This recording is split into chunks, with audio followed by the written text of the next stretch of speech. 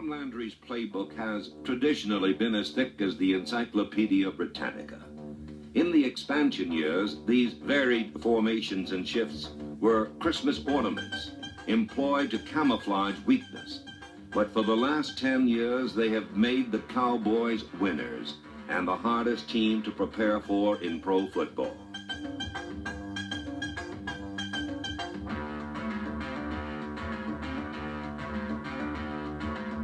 For years, the Cowboys were exciting but unloved.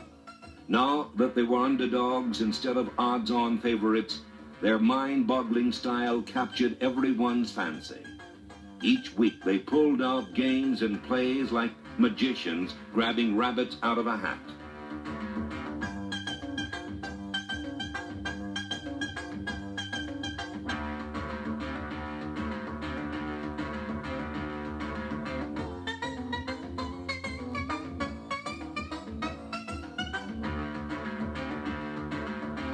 Their games were carnivals, where anything could happen and usually did.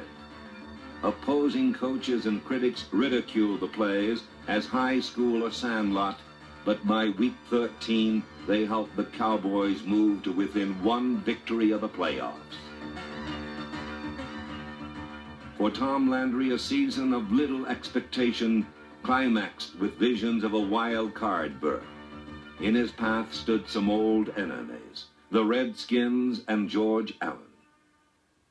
Well, the Redskin-Cowboy rivalry is intense because the Cowboys had this division to themselves. They had a cakewalk every year. They won it every year, 8 consecutive years. So we come in and we destroy their power. We knocked them off. And anytime any club comes in and upsets your equilibrium, then there's going to be a rivalry.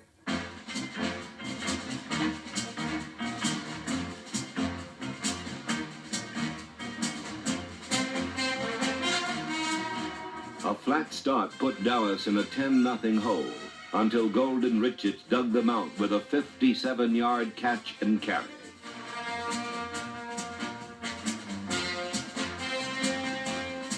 The Cowboys gained a 14-10 lead when Staubach, on a well-conceived quarterback draw, traded a brutal shot to his aching ribs for a touchdown.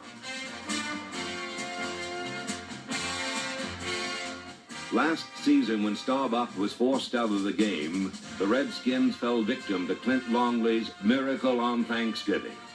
1 year later, it was the doomsday defense and Cliff Harris's helmet that drove a stake into their offense.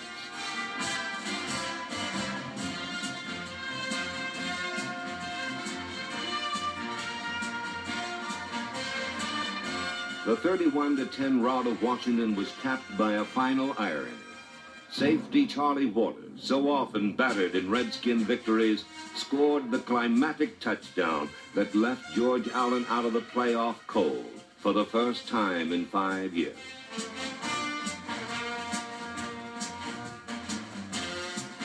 "1975 was a year the Dallas Cowboys came full circle. After years of being champions, they were Cinderellas. To reach the Super Bowl, they had to win 2 away games. But history was on their side, for the Cowboys had not lost in the first round of the playoffs since 1969. In Minnesota, Tom Landry's team was on the brink of elimination, even though they had outthought and outfought the Vikings for 58 minutes. Trailing 14-10, 80 yards stood between Dallas and victory. Rayfield Wright drove number 81, Carl Eller, from Bloomington to Minneapolis as Staubach desperately sought and found Drew Pearson.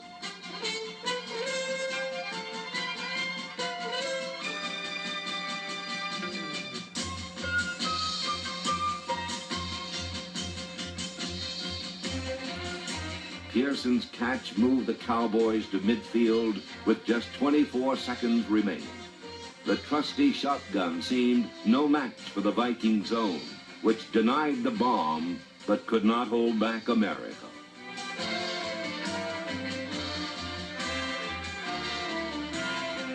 In one magic moment, Drew Pearson transformed defeat into victory. Roger Staubach described it as a Hail Mary play. The controversy over Pearson's touchdown obscured the fact that Dallas clearly dominated Minnesota and deserved to win. Many chalked their victory up to luck. Surely, they said, the miracles would dry up against the imposing Los Angeles Rams, a team that had scored a decisive playoff victory over the Cardinals. 1 week later at the Coliseum, the opinions were unanimous. The Rams were bound to win. Is there any question? Is there any question on who's going to win? Would I be dressed like this if there was a doubt in my mind as to who's going to win?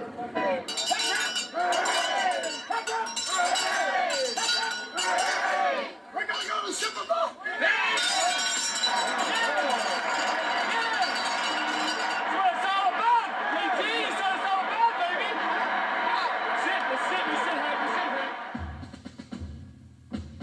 Tom Landry's defensive strategy was simple. Stop Larry McCutcheon. McCutcheon, who gained 237 yards against St. Louis, was flat out crushed and held to 10 yards on 11 carries. With McCutcheon eliminated, the overeager front four towed out and stampeded into quarterback Ron Jaworski.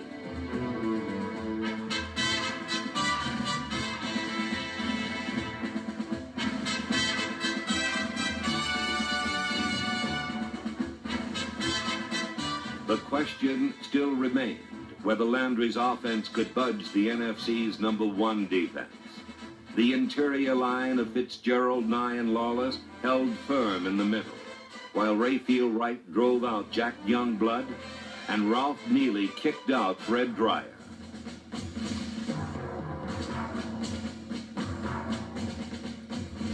The day belonged to 30-year-old Preston Pearson, the former basketball player at Illinois, who once blocked a skyhook by Kareem Abdul-Jabbar.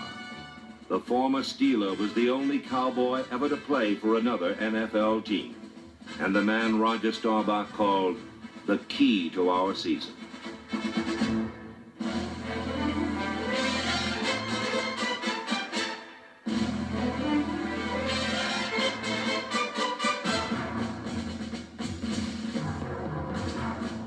Pearson caught 3 touchdown passes and caused the fall of the Ram Empire in its own Coliseum. A day that began with shouting, ended in silence, as the Cowboys unhinged, then dismantled a defense that had yielded under 10 points a game during the 1975 season. This was a day of absolute victory. The defense held the Rams to 7 points, while the offense rolled up 37 of their own. But more than that, it was a tribute to Tom Landry and the bold strategies called Sandlot or worse. The Dallas Cowboys laid waste to the cynics and skeptics. They were the NFC champions. They were going to the Super Bowl. #1, baby! #1! Oh, yeah! Yes!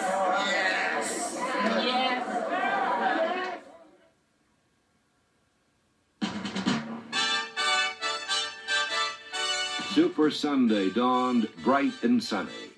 For the Dallas Cowboys, it was another day of being underdogs. After so much accomplished, they would have been forgiven for falling flat on their helmets. Instead, they played dead even with the world champion Pittsburgh Steelers and made the 10th Super Bowl the most exciting and competitive ever. Dallas displayed their signature offense, a versatile and varied attack. Unlike so many teams before them, they did not dull out this game. Their philosophy was as clear as a kid's letter from camp. Having fun, happy to be here. The defense, which held Chuck Foreman and Lawrence McCutcheon to under 100 yards in the playoffs, limited Franco Harris to 82 on 27 attempts.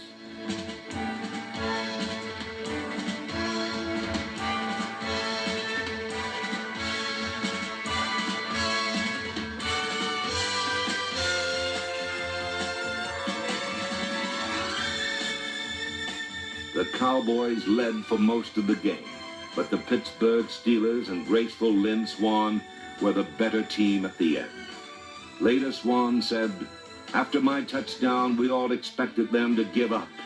They never did."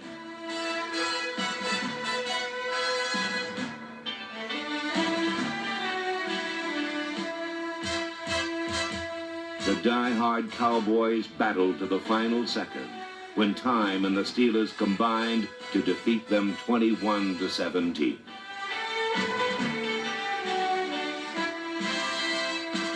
Painful as it was to lose the biggest game of the season, everyone agreed there were no losers in Super Bowl X.